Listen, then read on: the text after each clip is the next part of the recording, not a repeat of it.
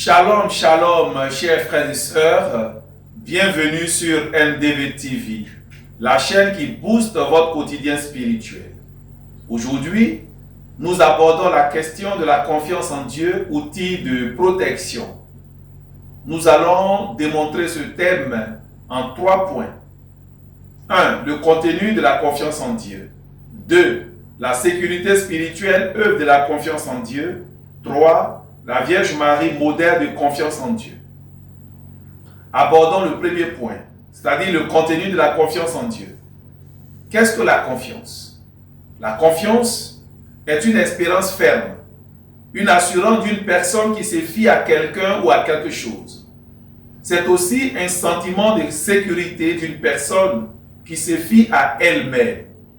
Et dans ce point, nous voyons la foi.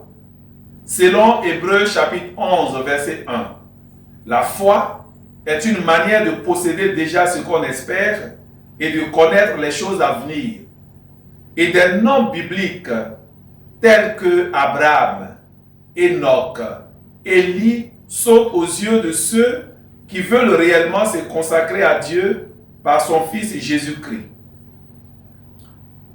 Quels sont les signes ou les preuves qui montrent que vous avez confiance en Dieu? Il y a par exemple la sérénité, il y a la jovialité, il y a l'amour que vous pratiquez, il y a le pardon que vous donnez, que vous recevez également. Il y a cette attitude d'optimisme qui vous caractérise. Il y a aussi ce qu'on appelle le témoignage, c'est-à-dire le partage d'expériences sociales et spirituelles. Il y a le service gratuit que nous appelons la charité. Quand vous manifestez tous ces signes, eh bien, on peut dire que vous avez confiance en Dieu. Le second point, la sécurité spirituelle, œuvre de la confiance en Dieu. Ne crains pas.